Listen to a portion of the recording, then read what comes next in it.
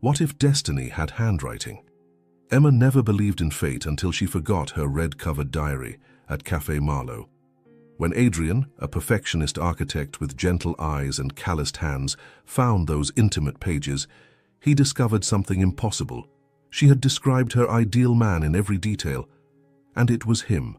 A stranger she had never met had somehow written his soul on paper. But when she returned to that cafe and saw her deepest secrets in his hands, everything changed. If this story touches you, please like, subscribe to the channel and tell us in the comments, where are you listening to this story from? Your support is what keeps this channel alive. Adrian Matthews always believed that life was like architecture. Everything needed to be perfectly planned, measured, and executed.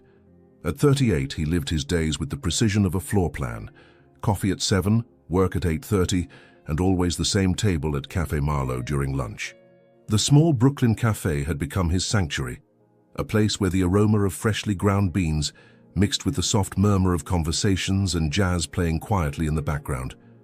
That Tuesday in autumn felt different, though he couldn't explain why. Golden light filtered through the large windows, creating luminous patterns on the worn wooden tables. Adrian was in his usual spot, reviewing architectural plans for his latest project, a residential complex that would combine modern design with the neighborhood's historic charm. His calloused fingers traced the lines on the paper as he mentally calculated angles and proportions. "More coffee, Adrian?" Sarah, the cafe owner, approached with her characteristic warm smile. She was a woman in her 50s who treated every regular customer like family. "Please," he replied without looking up from his work. "And thanks for saving my table again." "You know I always do that," she laughed, filling his cup. "Though I have to say, that young woman who usually sits here at 3 was pretty disappointed yesterday when she saw you'd taken her spot." Adrian finally looked up, intrigued. Her spot? Emma. Sweet girl, always writing in that red diary. She comes here every day at 3 sharp, orders a vanilla latte, and writes for hours. I've never seen anyone so absorbed in their own world. As Sarah walked away, Adrian found himself looking at the clock. It was 2:45. For reasons he couldn't understand, he felt a strange curiosity about this Emma and her daily ritual. He packed up his projects earlier than usual and moved to a smaller table by the window, leaving his regular spot free. At exactly 3 o'clock, Adrian watched a young woman with brown hair and gentle eyes enter the cafe. She moved with a quiet grace, her vintage coat flowing behind her as she headed to what Adrian now knew was her usual table. But when she settled in and began searching through her worn leather bag, her expression changed from contentment to panic. "No, no, no," she whispered, frantically checking every pocket and compartment of the bag. Adrian immediately noticed her distress. Emma's hands trembled slightly as she searched, her cheeks flushed with embarrassment. She approached Sarah at the counter, her voice barely above a whisper. "Sarah, I think I left my diary here yesterday. Red leather cover? It's very important to me." Sarah's face showed immediate concern. "Oh, honey, I haven't seen it. Let me check the lost and found." While Sarah searched behind the counter, Adrian's eyes wandered to the chair where he'd been sitting just minutes before. There, wedged between the cushion and the wooden frame, was a glimpse of red leather. His heart raced as he realized what he'd found. Standing up, Adrian carefully pulled out the diary. It was beautiful, well-worn leather with a small bronze clasp, obviously cherished and frequently used. He could feel the weight of someone's thoughts and dreams in his hands. "Excuse me," he called softly to Emma, who was still standing anxiously by the counter. "Is this what you're looking for?" Emma turned around, and when she saw her diary in his hands, her entire face lit up with relief. "Oh my God, yes, thank you so much. I was terrified I'd lost it forever." When Adrian handed over the diary, their fingers brushed for just a moment.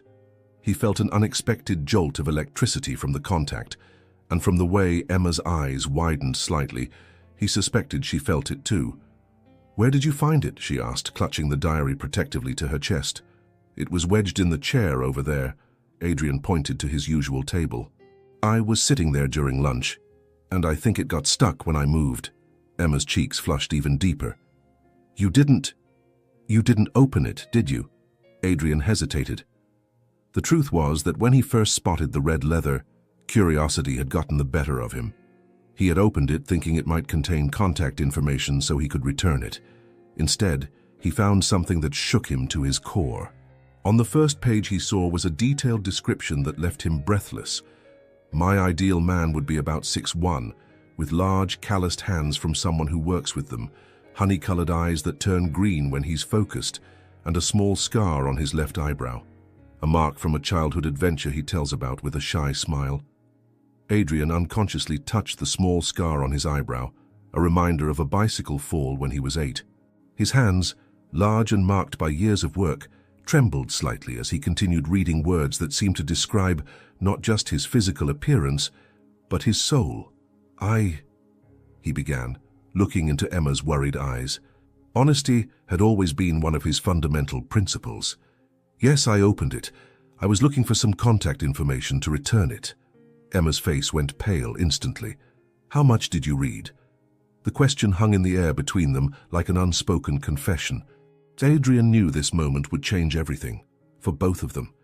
He could lie, pretend he'd only seen enough to identify the owner, or he could be honest about the fact that he'd just discovered that a stranger had written about him in impossible detail. Enough, he said finally, his voice hoarse with emotion. To know we need to talk. The silence that followed was deafening. Emma felt as if the cafe floor had disappeared beneath her feet, leaving her floating in a state of pure panic. Her most intimate pages, her most secret thoughts, her deepest desires, all of this was now in the mind of a complete stranger, a stranger who, to her growing horror, seemed to match exactly the descriptions she had written. I need to go, Emma murmured, clutching her diary to her chest like it was a shield. Her cheeks were on fire, and she could feel the curious stares of other cafe customers. Thank you for returning it, but I really need to... Emma, wait. Adrian's voice was gentle but firm. He took a step toward her, and she noticed, and with a sinking feeling in her stomach, that his eyes really did change color when he was focused, exactly as she had written. Please don't leave.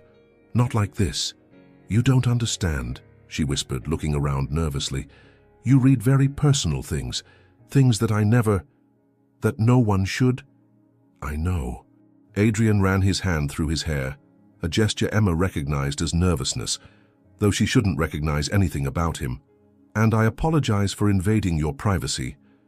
But Emma... He paused, as if gathering courage. What you wrote, is it about me? The question was asked with a vulnerability Emma hadn't expected. It wasn't arrogance or presumption in his voice. It was genuine perplexity mixed with something that seemed like hope. That's impossible, Emma stammered, finally finding her voice. I wrote those things months ago, before I met you, before I knew you existed. I know it's impossible, Adrian agreed, his voice low so only she could hear. But I'm here anyway. The scar on the left eyebrow, the calloused hands, the height, even the way I supposedly smile when I'm nervous. He gave a shy smile, exactly as she had described. It's all there, Emma. How is this possible? Sarah, who had been discreetly observing the tense interaction between them, approached quietly. Everything okay here, folks?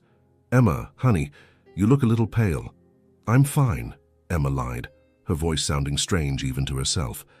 Just a little surprised. Why don't you sit down? Sarah suggested, gesturing to a more private table in the corner of the cafe. Emma, I'll bring your usual vanilla latte. And for you, Adrian, another coffee? Adrian looked at Emma, waiting for her response. She knew she should refuse, grab her things and run from this surreal moment, but there was something in his eyes, a mixture of curiosity, kindness, and something deeper she couldn't identify that made her hesitate. All right, she said finally, her voice barely above a whisper. We can talk. They sat at the corner table, the red diary between them like an invisible bridge connecting two worlds that should never have met. Emma kept her hands clasped in her lap, trying to control the trembling that ran through her. How long have you been coming here? Adrian asked, trying to break the ice. About a year, Emma replied, still avoiding looking directly at him. I live nearby, and this place is peaceful. Good for writing. Are you a writer? Aspiring, she corrected quickly. I work at a publishing house during the day and write at night, or in the afternoons here. She finally raised her eyes to meet his. "And you? Besides being an architect and, apparently, the person I invented in my head." Adrian laughed, a deep, warm sound that made Emma's stomach do a flip. "I've been coming here for about 3 years, always at the same time, always at the same table, until today." "Why did you change today?" "Sarah mentioned that a young writer always sat there at 3. I got curious." He paused, studying her face. "Emma, can I ask you something? In your diary, you wrote about more than just physical appearance, didn't you?" The embarrassment came back in waves. Emma remembered the pages she had written about what it would be like to kiss this imaginary man, what it would be like to fall asleep in his arms, what it would be like to hear him say he loved her. Pages and pages of intimate fantasies that were now exposed to exactly the person she had unknowingly written about. "I can't talk about that," she murmured, burying her face in her hands. "This is too embarrassing." "Hey," Adrian said softly, extending his hand as if to touch hers, but stopping halfway. "You don't need to be embarrassed, not with me." "How can I not be?" Emma lifted her head, her eyes glistening with tears of mortification. "You read my most intimate thoughts about you. About a you that I didn't even know existed." Sarah arrived with the drinks, placing them carefully on the table and withdrawing discreetly after sensing the intensity of the moment. Adrian picked up his cup but didn't drink. Instead, he looked directly at Emma. "Can I tell you a secret?" She nodded hesitantly. "I never believed in destiny. I'm an architect. I believe in plans, in structures, in things that make sense." He paused, turning the cup between his hands. "But sitting here now, looking at you, after reading words that describe not just how I look but how I feel inside, Emma, this can't be coincidence. So what do you think it is?" "I think," he said, leaning slightly toward her, "that maybe you wrote about me because somehow you already knew me. Maybe our souls already knew each other." Emma felt her heart race. "That sounds like something I would write in one of my novels. Maybe because some novels are more real than we think." Adrian finally smiled, that shy smile she had described perfectly. "Emma, I have a proposal for you." "What kind of proposal?" "Give me a chance to prove that I can be even better than the man you described in those pages." Emma's heart stopped for a moment. "What do you mean?" "I mean, I read about romantic gestures, about kindness, about someone who truly sees you, and I want to show that I can be all of that and more." His eyes met hers with an intensity that made her tremble. "Give me a week, Emma. 7 days to prove that life can be even more magical than fiction." Emma stared at him, her mind racing in 1,000 directions. It was madness. It was impossible. It was, "And if I say yes?" she asked, her voice barely audible. Adrian's smile widened, and for the first time since everything began, Emma felt a spark of excitement replacing the panic. "Then," he said, "get ready to discover that sometimes dreams come true in ways we never imagined." Emma spent the entire night staring at the ceiling of her small apartment, replaying every word of the conversation at the cafe. She had agreed to Adrian's challenge, 7 days for him to prove he could be better than her own written fantasies. Now, in the cold light of morning, she questioned her sanity. At 8 in the morning, a gentle knock at the door pulled her from her thoughts. When she opened it, no one was there, but on the floor was a beige envelope with her name written in elegant masculine handwriting. Her hands trembled slightly as she opened it. "Emma, good morning. I hope you slept better than I did. Today is the first day, and I wanted to start with something simple but true. In your diary, you wrote about receiving handwritten letters, how rare and special they are in today's digital world. This is the first of many. See you at the cafe at 3 p.m. Adrian." Emma held the letter against her chest, feeling the quality paper between her fingers. He had remembered a detail that she herself had forgotten writing. The feeling was unsettling and, at the same time, inexplicably exciting. At work at Meridian Books Publishing House, Emma could barely concentrate. Her colleagues noticed her distraction. "You're acting really strange today," commented Lisa, her best friend from work, stopping by Emma's desk with a pile of manuscripts. "Did something happen?" "It's complicated," Emma murmured, folding Adrian's letter and putting it in the drawer. Complicated like family problems or complicated like man? Emma looked at Lisa, considering how much she should tell. Let's say that life is imitating art in a very disturbing way. At 3 in the afternoon, Emma arrived at Café Marlowe with her heart racing. Adrian was already there at their usual table, now officially shared, but there was something different. In front of her spot was a vanilla latte with something drawn in the foam. "How did you manage this?" Emma asked, admiring the delicate rose design made in the coffee foam. "YouTube," Adrian admitted with an embarrassed smile. "I spent last night learning latte art. Sarah lent me the espresso machine this morning. It's not perfect, but—" "It's beautiful," Emma interrupted, genuinely touched. In her diary, she had written about how small artistic gestures were more valuable than expensive gifts. "You really read everything, didn't you?" "Every word," he confirmed, pulling out the chair for her to sit. "And I intend to remember each one." During the first hour, they talked about simple things: work, movies, books.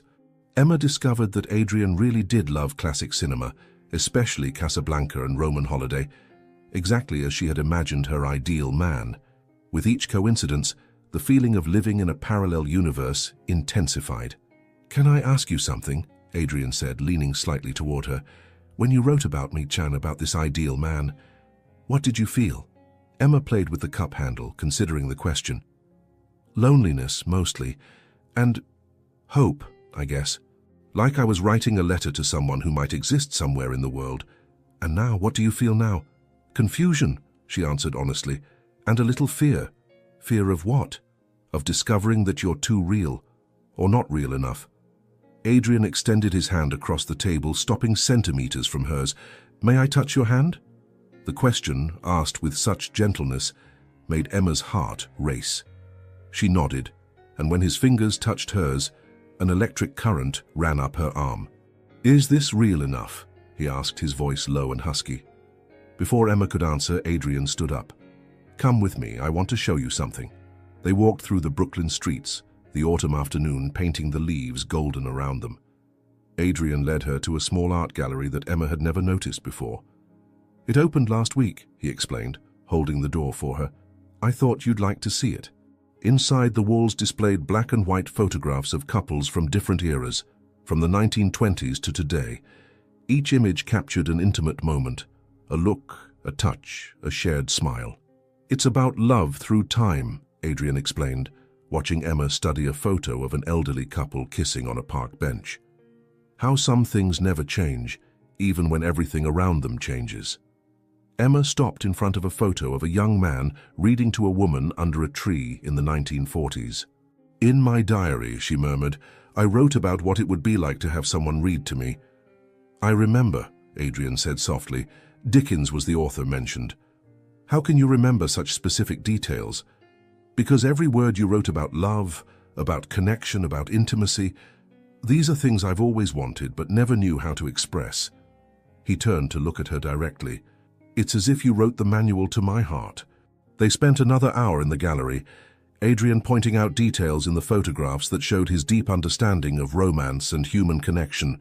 When they left, the sun was setting, painting the sky in shades of pink and orange. "Day 1 is officially over," Adrian announced when they got back to the cafe. "And how do you rate your performance?" Emma asked, surprising herself with her own courage to joke with him. "I still have 6 days to improve," he replied, "but I hope I've at least planted a small seed of possibility." Emma looked at him, really looked. The evening light highlighted the strong line of his jaw, the sincerity in his eyes, the way he seemed genuinely interested in every word she said. It was all exactly as she had imagined, but infinitely more real and complex. "Adrian," she said, stopping in front of the cafe, "can I ask you an honest question?" "Always." "Why are you doing this? You barely know me. Why do you care so much about proving something to me?"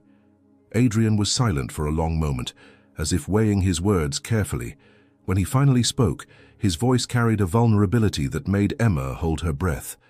"Because for the last 3 years, I've been coming to this cafe every day, sitting at the same table, following the same routine.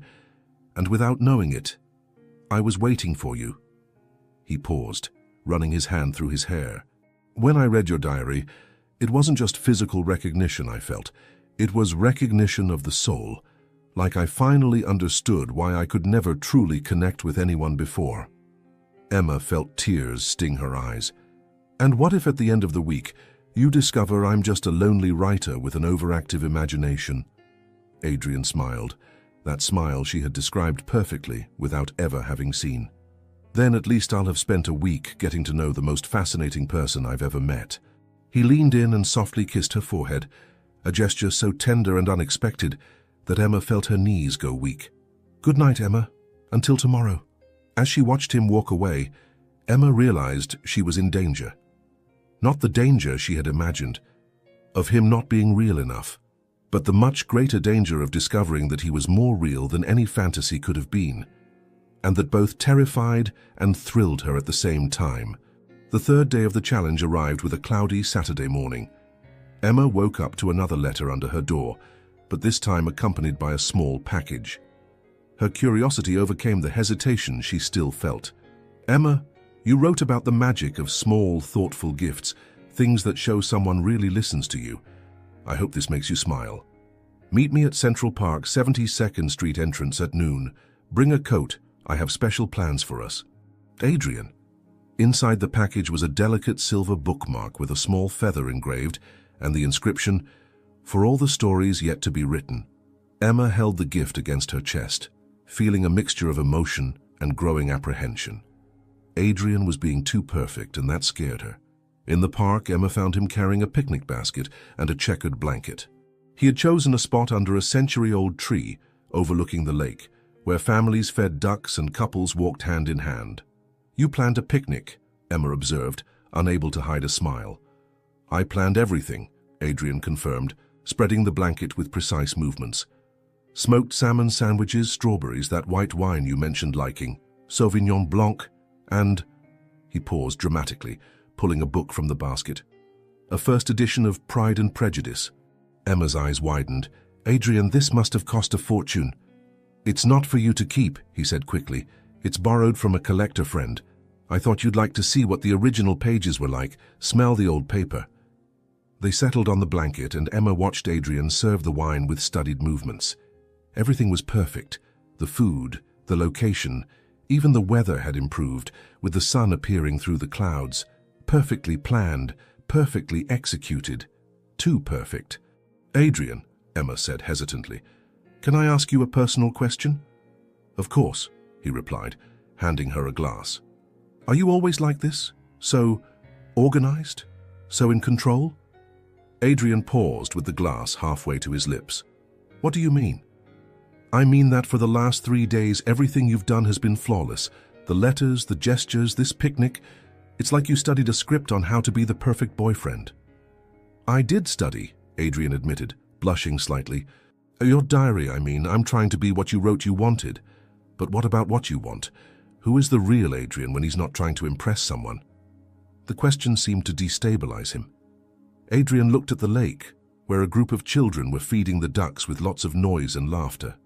Honestly, I don't know if there's a difference, he said finally. I've spent so much time planning and controlling every aspect of my life that sometimes I forget what it's like to be spontaneous. Doesn't that bother you? It used to. Adrian turned to look at her. Until I read your diary. For the first time, I felt like there was someone who would appreciate my attention to detail instead of finding it suffocating. Emma bit into a strawberry, savoring the sweetness while thinking. My ex-girlfriends always complained that I was too controlling, that I planned too much, that I didn't know how to be normal. Normal is overrated, Emma said softly. But real intimacy comes from vulnerability, not perfection. As if the universe had heard their conversation, dark clouds began forming quickly in the sky. Adrian looked up, his expression changing from relaxed to worried.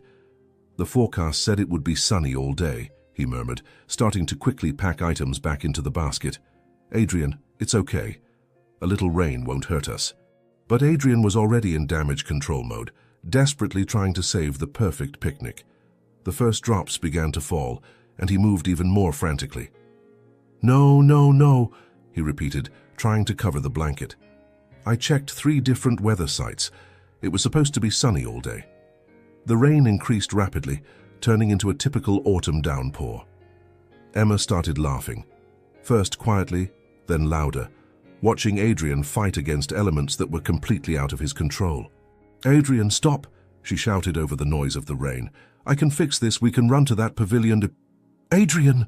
Emma shouted louder, grabbing his wet hands. "Stop trying to fix everything." He stopped, finally, in the middle of the torrential rain. His hair was plastered to his forehead, his shirt clinging to his body, and for the first time in 4 days, he looked completely lost. "I ruined everything," he said, his voice barely audible under the noise of the rain. "No," Emma replied, moving closer to him. "For the first time, you're being real." Adrian looked at her, confused. "Real?" The man standing here in the rain, frustrated because he can't control the weather, worried that I'll leave because everything didn't go according to plan. That's the real Adrian. And he's much more interesting than any perfect version you're trying to be. The rain continued falling around them, creating small streams on the park grass. Adrian looked at her for a long moment, as if seeing her for the first time. "I'm not good at imperfection," he admitted. "Nobody is. But that's where real life happens." Emma extended her hand to him. "Come on, let's run in the rain like two normal, completely soaked people."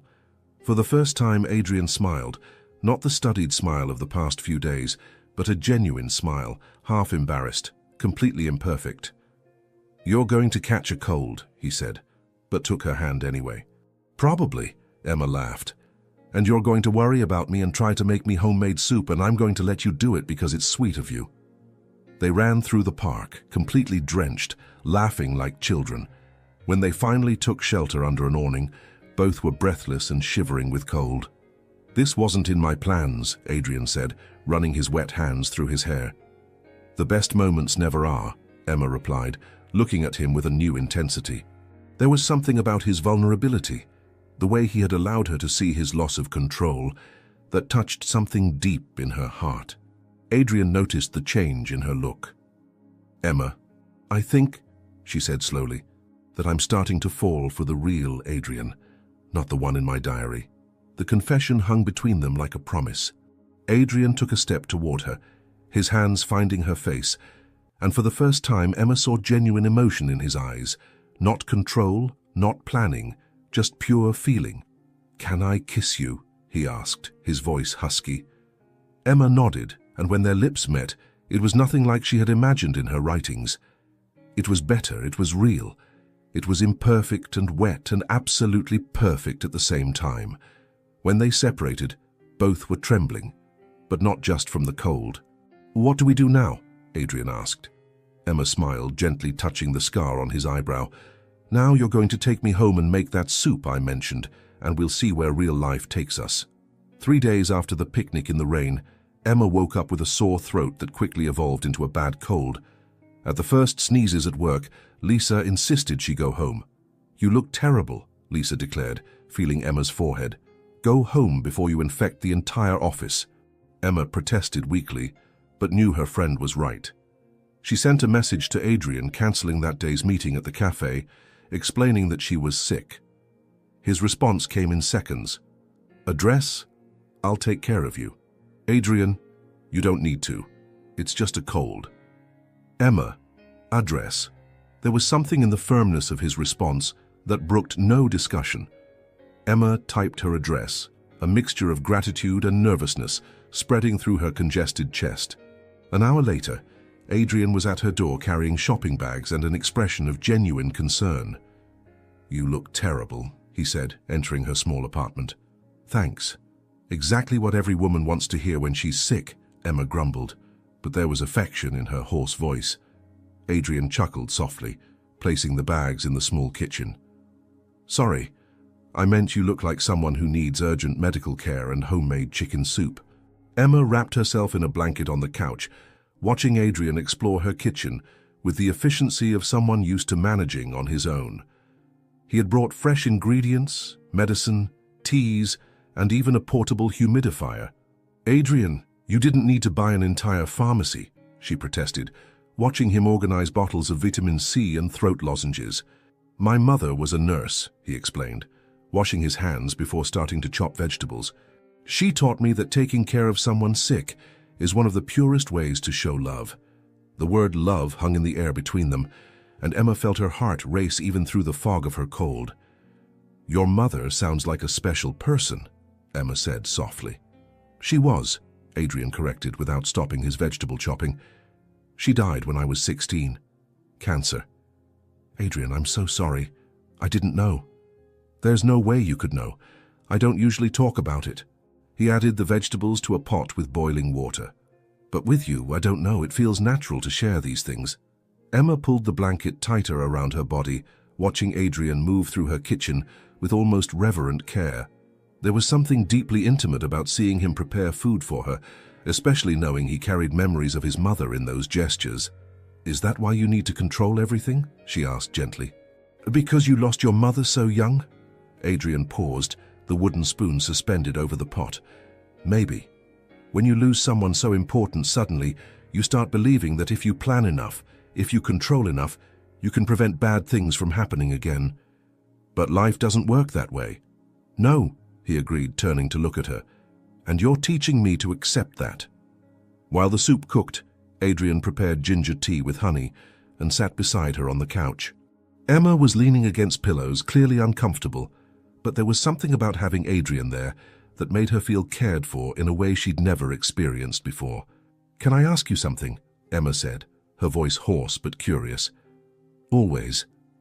In my diary I wrote about what it would be like to fall asleep in someone's arms. Do you remember that part?" Adrian blushed slightly. "I remember. It was one of the most touching parts. Have you ever slept with someone? I mean really slept, not sex, just being there all night long." "No," Adrian admitted after a pause. "I always found it too intimate, too vulnerable." "And now?" Adrian looked at her, messy hair, red nose, wrapped in blankets, and Emma saw something change in his eyes. "Now I think I'd like to try," he said softly. "With you." The confession was simple, but carried a weight that made Emma's heart race. They spent the rest of the afternoon on the couch, Emma dozing against Adrian's shoulder while he read aloud passages from Pride and Prejudice. His voice was deep and comforting, and even through the fog of her cold, Emma felt enveloped by a sense of security she'd never known. When evening came, Adrian insisted on staying. "Emma, you have a fever. I'm not leaving you alone," he declared, checking her temperature with his palm on her forehead. "You're going to catch my flu," she protested weakly. "Then we'll be sick together." Adrian helped Emma get comfortable in bed, bringing water, medicine, and more blankets. When she was finally comfortable, he hesitated at the bedroom door. "Where are you going to sleep?" Emma asked. "The couch is fine." "Adrian," she said, her voice barely above a whisper. "Stay here. With me." He looked at her for a long moment, clearly struggling internally. "Emma, you're sick and I don't want you to think I'm taking advantage." "I'm asking you," she interrupted. "Please, just stay." Adrian nodded slowly and lay down beside her on top of the covers, still fully dressed. Emma turned on her side to look at him, and he did the same, their faces centimeters apart in the dark. "Adrian," she whispered. "Yes? Thank you for taking care of me, for staying." "You don't need to thank me," he replied, his voice low in the darkness. "There's nowhere I'd rather be." They lay in silence for a few minutes, just breathing together in the dark. Emma could feel the warmth of his body even through the blankets, could hear his heartbeat. "Emma," Adrian murmured eventually. Can I tell you something I've never told anyone?" "Always. Since my mother died, I've never really felt at home anywhere. Apartments, houses, cities, everything always seemed temporary." He paused. "But here, lying next to you, taking care of you, for the first time in 22 years, I feel at home." Emma felt tears sting her eyes, and it wasn't because of the flu. "Adrian, I know it's too early to say this," he continued, his voice loaded with emotion. "But Emma, I think I'm falling in love with you. Not with the woman in the diary, but with you, the real Emma, stubborn, who laughs in the rain and looks beautiful even when she's sick." Emma reached under the blankets and found his hand. "I love you," she whispered, the words coming out before she could think them. Adrian went still. "What did you say?" "I love you," she repeated, stronger this time. I know it's crazy that we've only known each other for a week, but Adrian, you rewrote what love means to me." Adrian moved closer, their foreheads almost touching. "Emma, you're my forever," she whispered, echoing the words she had written so many times in her diary, but now they had a real recipient. Adrian softly kissed her forehead, then her tear-wet cheeks and finally her lips, despite the risk of flu. "I love you too," he murmured against her lips. "More than I knew was possible." They fell asleep like that, intertwined in the darkness, their breathing synchronizing as the first words of love echoed between them. Emma fell asleep thinking she had never felt so safe, so loved, so complete. But the next morning, when she woke up in Adrian's arms, a new worry began forming in her mind. What if this was too good to be true? 2 weeks after the night they exchanged their first declarations of love, Emma and Adrian had become inseparable. They spent afternoons at the cafe, evenings watching classic movies at his apartment, and weekends exploring bookstores and art galleries throughout Brooklyn. For Emma, it felt like a dream she didn't want to wake up from. It was on a sunny Thursday that the past decided to knock on the door. Emma was having lunch alone at Café Marlowe.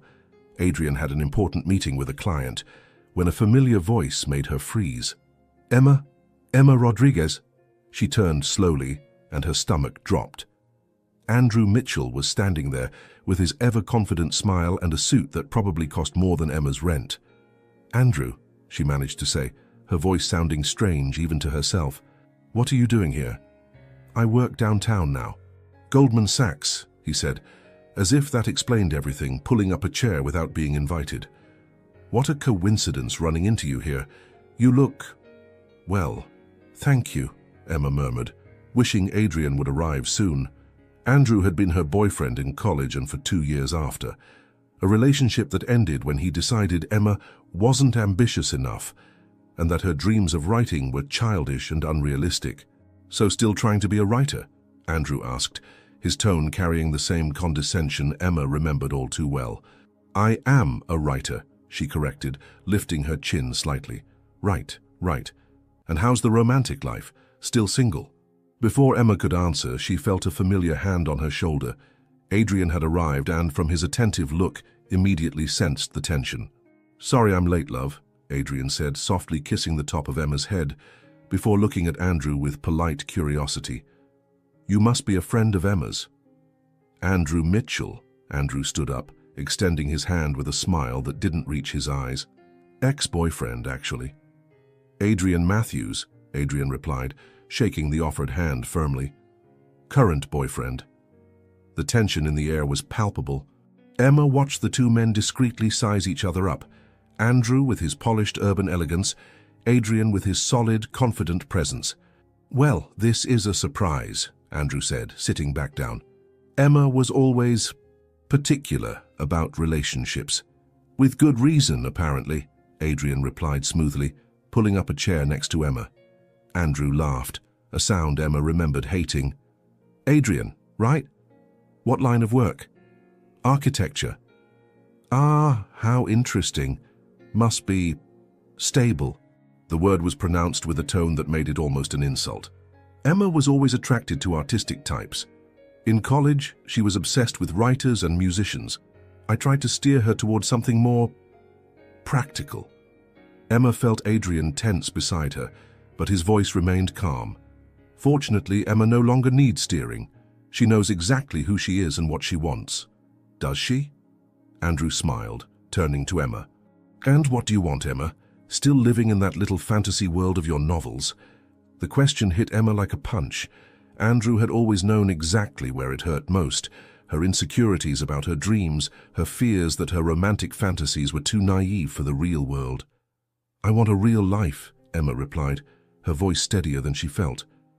"With real people who support me." "Real life," Andrew repeated, as if tasting a sour word.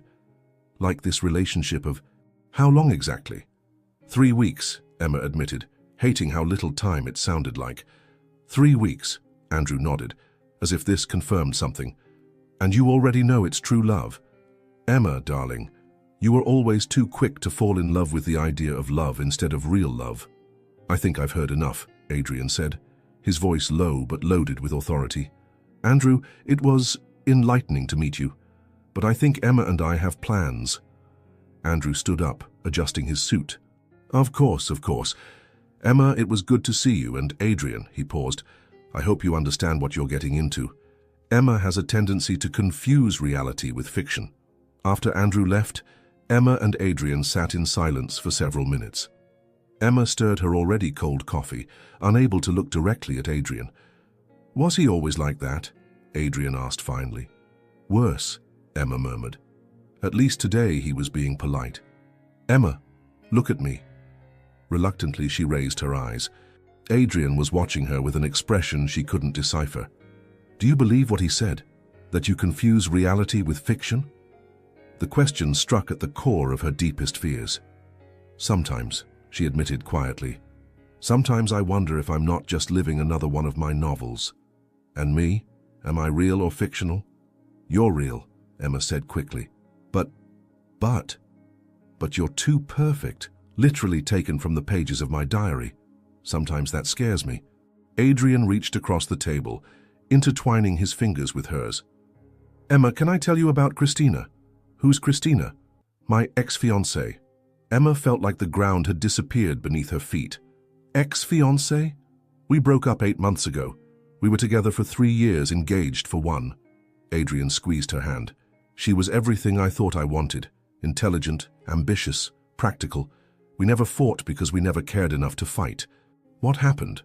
2 months before the wedding, I realized I didn't love her, that maybe I never had. I respected her, admired her. But love, there was no passion, no real connection. It was like living with a very competent roommate. Emma processed this information, feeling a mixture of relief and new anxiety. Why are you telling me this? Because I want you to understand the difference. Christina was everything I thought I wanted rationally. You're everything I actually need emotionally. Adrian brought her hand to his lips. With Christina, I was the version I thought I should be. With you, I'm just myself. But what if I'm just a reaction to your relationship with her? What if you're confusing relief with love? It's possible, Adrian admitted, surprising her with his honesty.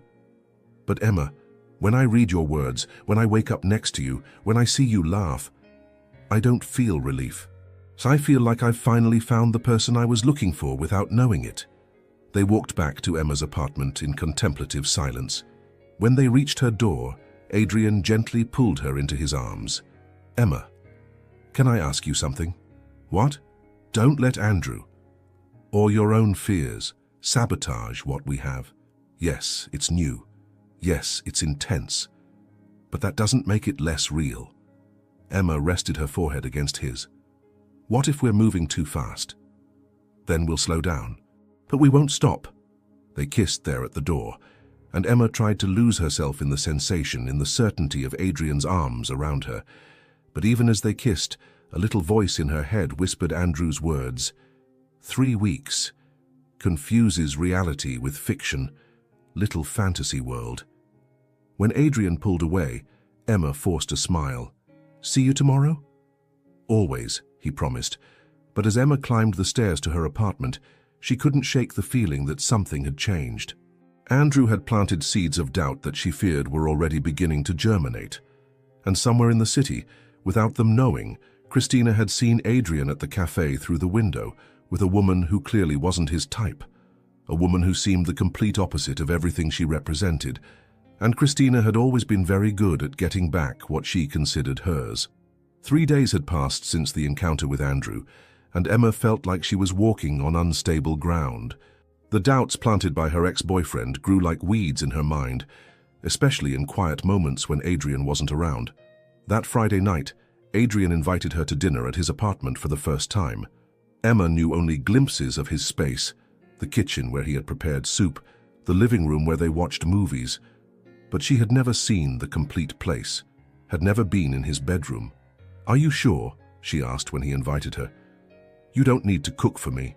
Emma, Adrian said softly over the phone, I want to do this. I want you here in my space. I want you to feel at home here too. When Emma arrived at Adrian's apartment on the Upper West Side, she was greeted by the aroma of sautéed garlic and rosemary. The apartment perfectly reflected who he was. Clean lines, well-chosen furniture, architecture books organized on shelves next to literary classics. It was masculine but welcoming, organized but not sterile. "This smells incredible," Emma said, hanging her coat on the hook by the door. "Mushroom risotto with white wine," Adrian replied from the kitchen, wearing an apron that made him look even more irresistible. "And before you ask, yes, I learned how to make it yesterday on YouTube." Emma laughed, feeling part of the tension from recent days begin to dissipate. "You learned to make risotto in one day?" "I said I'd learn everything you liked," he reminded her, stirring the pot with precise circular movements. "And you mentioned once that risotto was your comfort food." They dined by candlelight, talking about work, books, future dreams. Adrian had opened a bottle of Pinot Noir, and Emma felt the wine relax muscles she hadn't even realized were tense. "Adrian," she said, swirling the wine in her glass, "can I ask a question about Christina?" Adrian paused but didn't seem surprised. "Of course. How did you two end things? I mean, 2 months before the wedding must have been devastating for her," Adrian completed, setting his fork aside. "And honestly, devastating for me too. Not because I loved her romantically, but because I realized I had spent 3 years of my life pretending to be someone I wasn't." "What do you mean?" "With Christina, I was the Adrian I thought I should be. Successful, controlled, predictable. She liked my stability, my 5-year plans, the way our life would be orderly and efficient." He paused, looking directly at Emma. "But with you, I'm just me. Even when I'm messy, even when I lose control in the rain, even when I admit I don't have all the answers."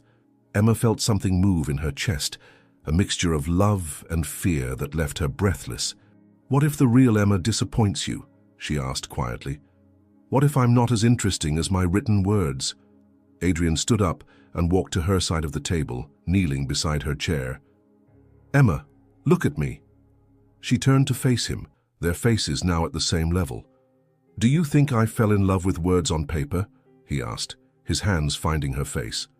"I fell in love with the woman who laughs in the rain, the woman who gets embarrassed when she's cared for, the woman who has a little crease between her eyebrows when she's concentrating on writing, the woman who puts too much honey in her tea and always forgets where she put her keys." "How do you know I forget my keys?" "Because in the last few days, I've watched you look for them 3 different times." Adrian smiled. "And because every detail about you has become important to me." Emma felt tears sting her eyes. "Adrian, I don't want the perfect woman from the diary, Emma. I want you. All of you. The insecurities, the fears, the quirks, the scars." He softly kissed each eyelid, especially the scars. When they kissed this time, it was different from all the other kisses. There was an intensity, an urgency that came from weeks of growing tension and deepening feelings. Emma could taste the wine on his lips, could feel his hands trembling slightly when they touched her face. "Emma," Adrian murmured against her lips. "I don't want to pressure you, but—" "I know," she whispered back. "I want to too." They moved to his bedroom slowly, like 2 swimmers entering unknown waters. Adrian lit some candles, creating a soft, golden light that danced on the walls. Emma watched as he moved around the room, suddenly nervous. "Second thoughts?" Adrian asked, noticing her hesitation. "Not second thoughts," Emma said. "Just nerves. It's been a while since—" "For me too," Adrian admitted. "With Christina it was mechanical, predictable. It never meant anything deep. And now I'm terrified," he confessed with a shy smile. "Because it means everything." Emma walked to him, her hands finding the buttons of his shirt. "Then let's be terrified together." What followed was slow, tender, full of whispers and hesitant touches that gradually became more confident. Adrian touched her as if she were something precious, something he had waited his entire life to find.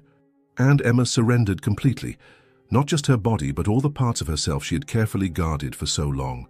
"Emma," Adrian whispered against her neck, his hands tracing every curve as if it were a map he wanted to memorize. "You're so beautiful."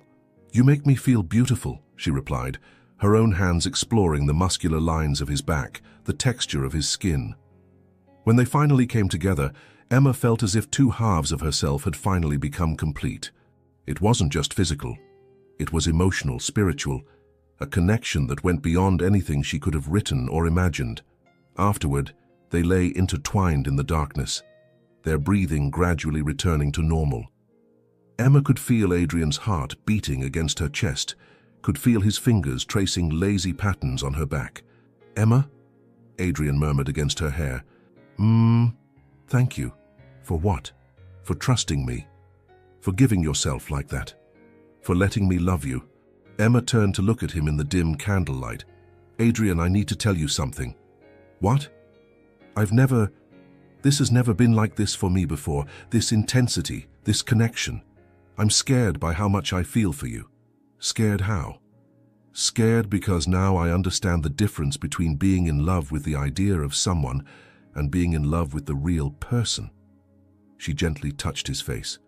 "And you, Adrian Matthews, are so much more than any idea I could have invented." They fell asleep like that, bodies intertwined, souls finally at home with each other. And for the first time since the encounter with Andrew, Emma felt certain that what they had was real. But outside the building, a familiar figure watched the windows of Adrian's apartment. Christina had spent the last few days finding out everything about Emma Rodriguez, where she worked, where she lived, and especially where she was vulnerable.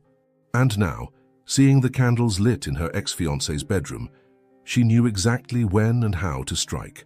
3 weeks after that first night of complete surrender, Emma and Adrian had found a rhythm that felt as natural as breathing. Their apartments had become extensions of each other. Emma's toothbrush in his sink, his architecture books scattered across her coffee table, clothes mixed in both of their laundry baskets.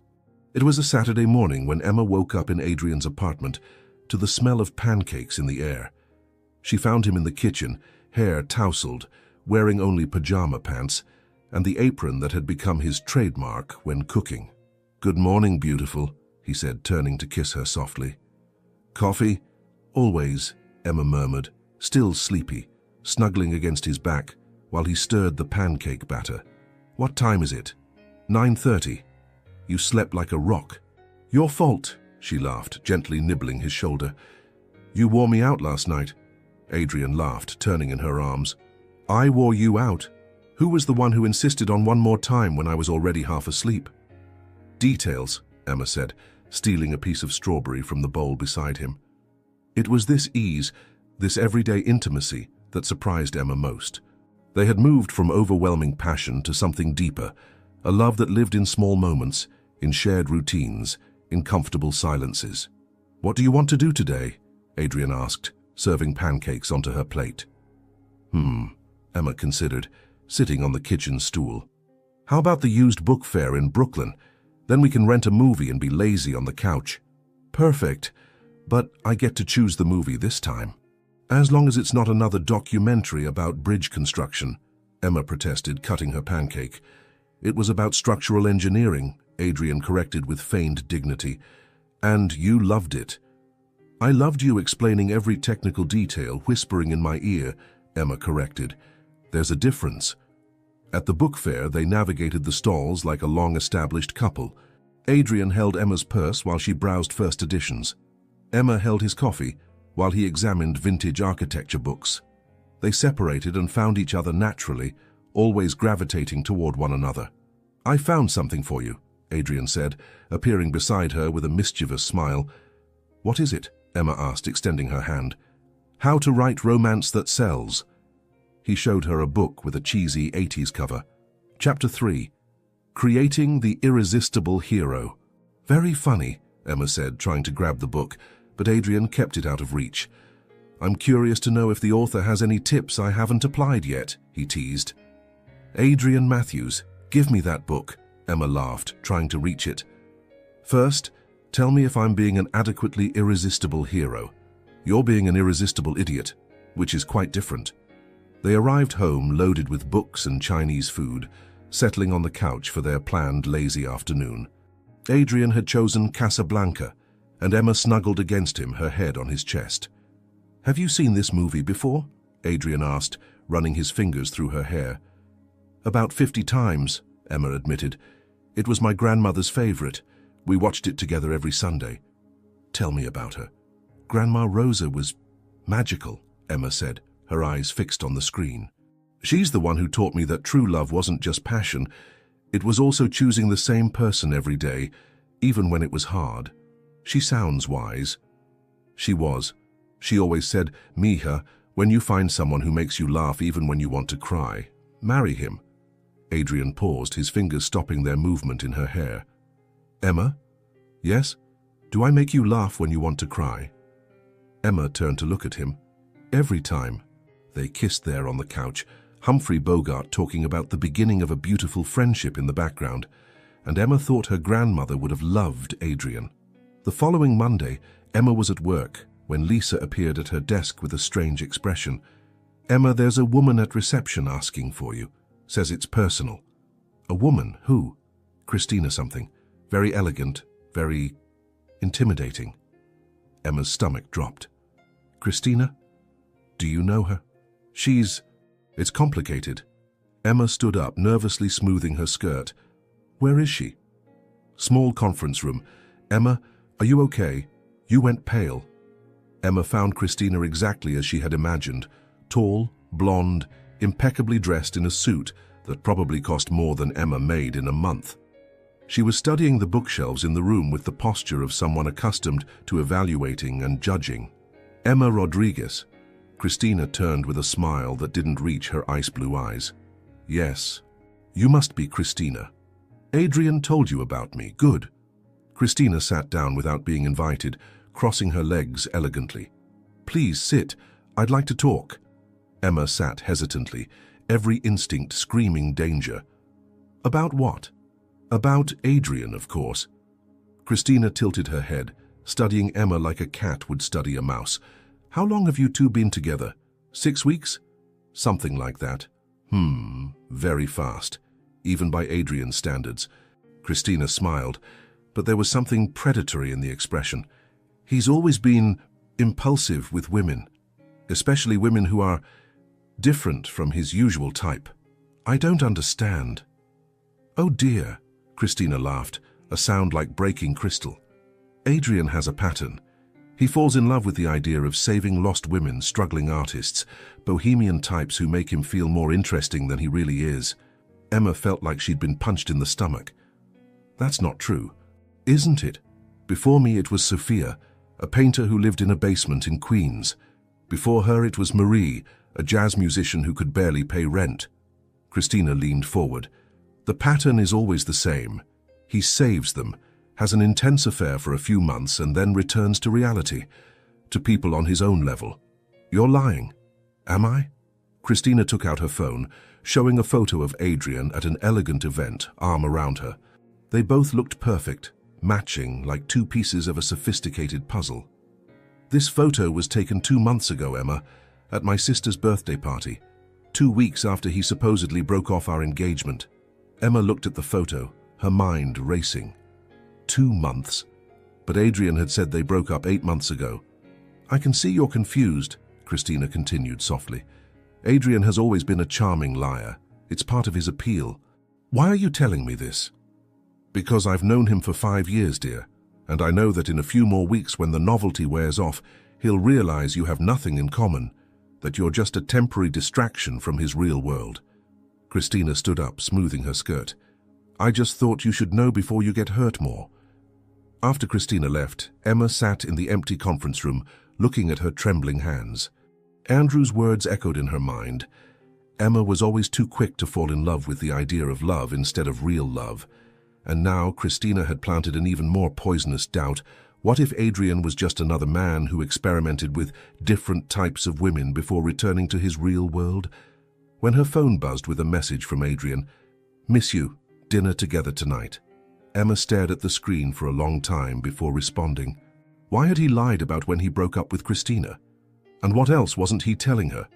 2 years had passed since that first fateful meeting at Café Marlowe, 2 years of discoveries, growth, overcome conflicts, and love that had deepened in ways Emma never imagined possible. After Christina's devastating visit, Emma and Adrian had faced their first real crisis. The lies about the breakup. Adrian had indeed lied about the timing, having broken up with Christina only 3 months before meeting Emma, almost destroyed the trust between them.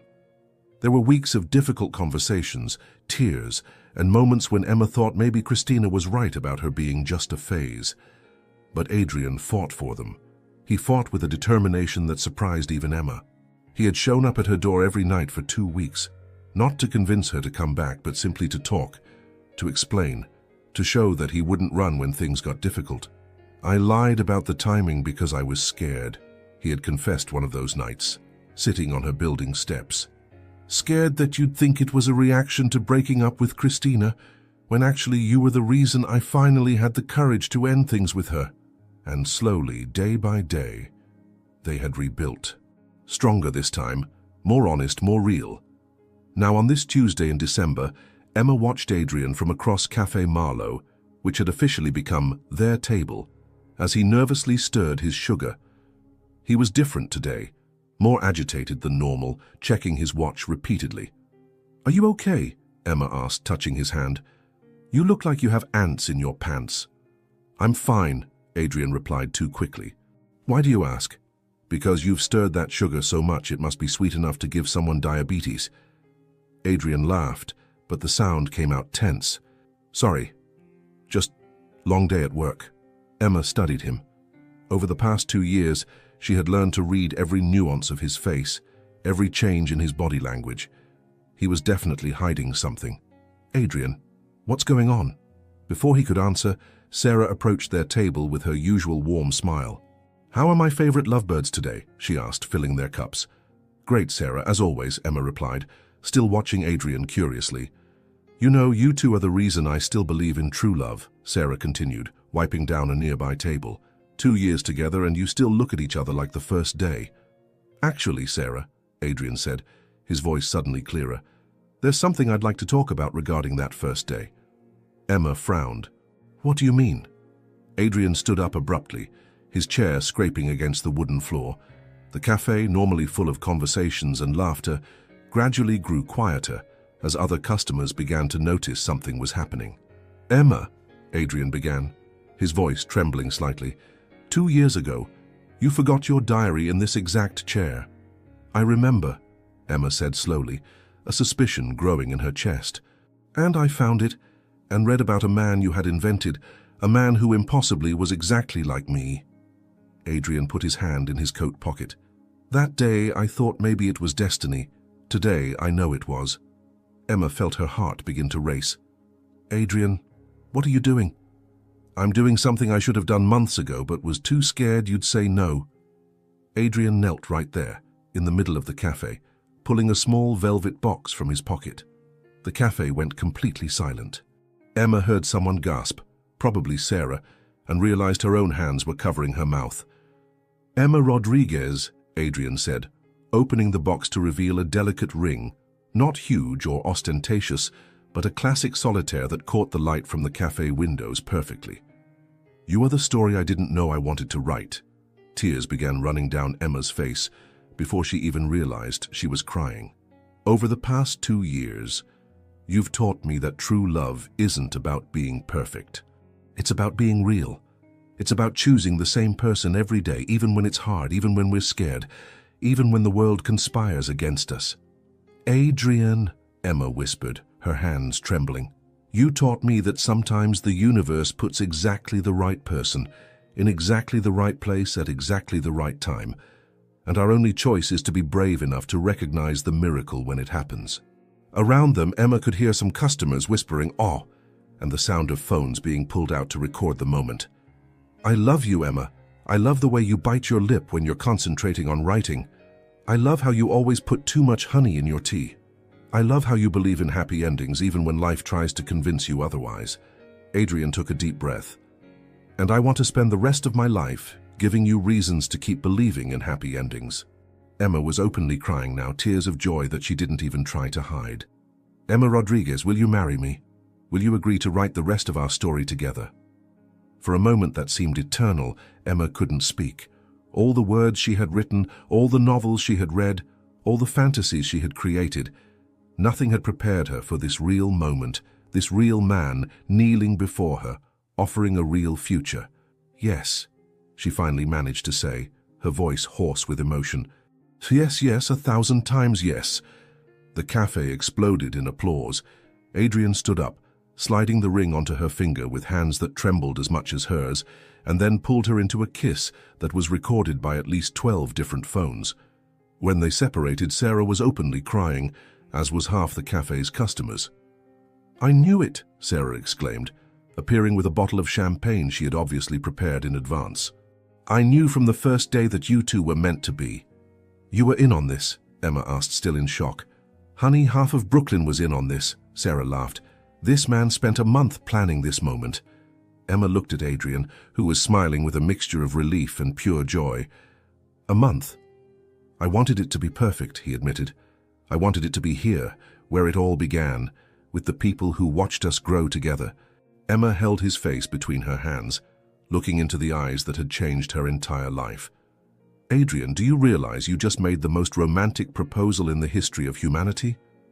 "It was just honest," he replied. "Like everything between us has always been, eventually." They spent the next hour receiving congratulations from strangers, taking selfies with Sarah and calling their families. Emma could barely stop looking at the ring on her finger, not because it was beautiful, though it was, but because it represented a promise she had written in diary pages 2 years ago, without knowing she was writing her own future. When they finally left the cafe, hand in hand under December's starry sky, Emma turned to Adrian. "So, fiancé," she said, testing the word, "when do you want to get married?" Adrian smiled, that smile she had described perfectly before even knowing him. "Emma, when it comes to you, I can't wait forever." "Good," she replied, "because writing love stories is one thing. Living one is so much better." But as they walked down the street, Emma didn't notice the familiar figure watching from a window across the street. Christina had seen everything, and from the expression on her face, she wasn't the least bit happy with this development. Some ghosts from the past, apparently, were harder to exorcise than others. 4 years after the proposal at Café Marlowe, Emma Matthews was in labor, gripping Adrian's hand with enough force to break a few bones. "Breathe, love," Adrian murmured, wiping her sweaty forehead with a damp towel. "You're doing great." "Great?" Emma practically growled between contractions. "Adrian, I feel like I'm being split in half by a giant watermelon." "A very beautiful watermelon," he tried to joke, which earned him a murderous look.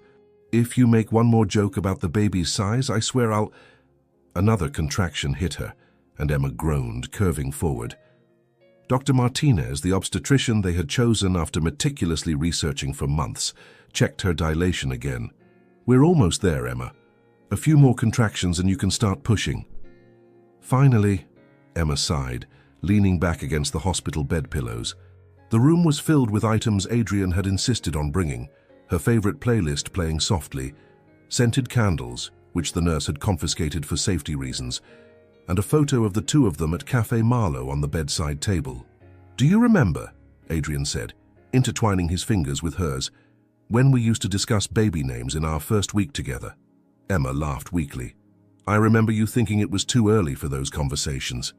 And you said it was never too early to dream."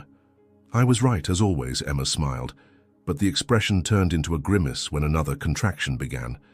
The truth was that the last 2 years since their wedding had been the happiest of their lives, but also the most challenging. Adrian had opened his own architecture firm, and Emma had finally published her first novel, a love story that sounded strangely familiar to anyone who knew her history with Adrian. There were nights when Adrian came home exhausted from meetings with difficult clients, and Emma was equally drained from endless revisions and rejections from publishers. There were arguments about money, about schedules, about when would be the right time to have children. But there were also lazy Sunday mornings when they woke up intertwined and spent hours talking about their dreams. There were simple dinners that turned into impromptu dancing in the kitchen. There were thousands of small moments of connection that proved true love wasn't just about grand romantic gestures. "Okay, Emma," Dr. Martinez announced. "It's time. On the next contraction, I want you to push." What followed were the most intense 20 minutes of Emma's life. Adrian held one of her hands while a nurse held the other, and together they guided her through each push, each breath, each moment of pain that gradually transformed into anticipation. "I can see the head," Doctor, Martinez exclaimed. One more big push, Emma. You can do it, love, Adrian whispered in her ear, his own tears beginning to fall. Our baby is almost here. With one last, desperate push, Emma felt a sudden release, followed by the most beautiful sound in the world, the strong, indignant cry of her son. It's a boy, Dr. Martinez announced, lifting the small red baby for them to see. Emma collapsed against the pillows, exhausted but euphoric, while Adrian cried openly beside her. Gabriel, Emma whispered, watching the nurses clean and weigh their son. Gabriel Adrian Matthews. He's perfect, Adrian murmured, kissing Emma's sweaty forehead. You're perfect. I can't believe he's really here. When they finally placed Gabriel in Emma's arms, she looked at the small, wrinkled face and felt like her heart might explode with love. He had Adrian's eyes, which for now were baby blue but she suspected would change to the same golden honey, and a stubborn forehead that was definitely hers. Hi, little one, she whispered, gently touching his cheek. I'm your mommy. Gabriel stopped crying at the sound of her voice, his small eyes trying to focus on her face. And I'm your daddy, Adrian added, extending a finger that Gabriel immediately grasped with surprising strength. And we love you so, so much. The next few hours passed in a blur of nurses, examinations, phone calls to family, and breastfeeding attempts that were harder than Emma had anticipated. But through it all, there was a sense of completeness she had never imagined possible. Adrian, Emma said when they were finally alone in the room, Gabriel sleeping peacefully between them. Do you remember what you wrote in your first letter to me? See you at the cafe at 3 p.m.? Adrian chuckled softly. No, silly. The letter about handwritten letters being rare and special. Oh, that one. Adrian stroked her hair. Why? Because I want to write a letter to Gabriel, for when he's older. About tonight, about how we met, about how we got here. What will you tell him? Emma looked at her son's small, perfect face, then at the man who had transformed her life into a love story better than anything she could have imagined. I'll tell him that the best love stories don't end with happily ever after, she said softly. They keep growing, forever. Adrian softly kissed her forehead. Just like us. Just like us. As dawn approached and the hospital grew quiet around them, Emma snuggled closer to Adrian, Gabriel safe between their bodies. She thought about the red diary she had forgotten at Café Marlowe more than 4 years ago, about the pages where she had written about a love she thought existed only in her imagination. Life had proven her wrong. The love she had with Adrian was more real, deeper, more complex and more beautiful than any fantasy. It was built on solid foundations of friendship, trust, mutual growth, and the daily choice to love even when it was difficult. Emma, Adrian murmured in the darkness. Thank you. For what? For believing in us, for fighting for us, for giving me a family. Thank you, she replied, for being real, for being even better than anything I could have written. They fell asleep like that, a new and complete family, unaware that outside the hospital window, someone was watching the illuminated room with disturbing interest. Christina had spent the last few years building a new life, but had never truly gotten over losing Adrian. And now, seeing him with a family, with the happiness she had never been able to give him, a dark idea began forming in her mind. After all, if she couldn't have Adrian, maybe it was time to make sure no one else could have him either. Conclusion. Sometimes, destiny writes stories that not even the best writers would dare to imagine. Emma found her love in the pages of a forgotten diary, discovering that the most impossible dreams can materialize when we least expect them. Because true love isn't about finding someone perfect. It's about finding someone who makes imperfection beautiful. And perhaps deep down, we all carry a secret diary in our hearts, hoping that someone special will find it and read it with the eyes of love.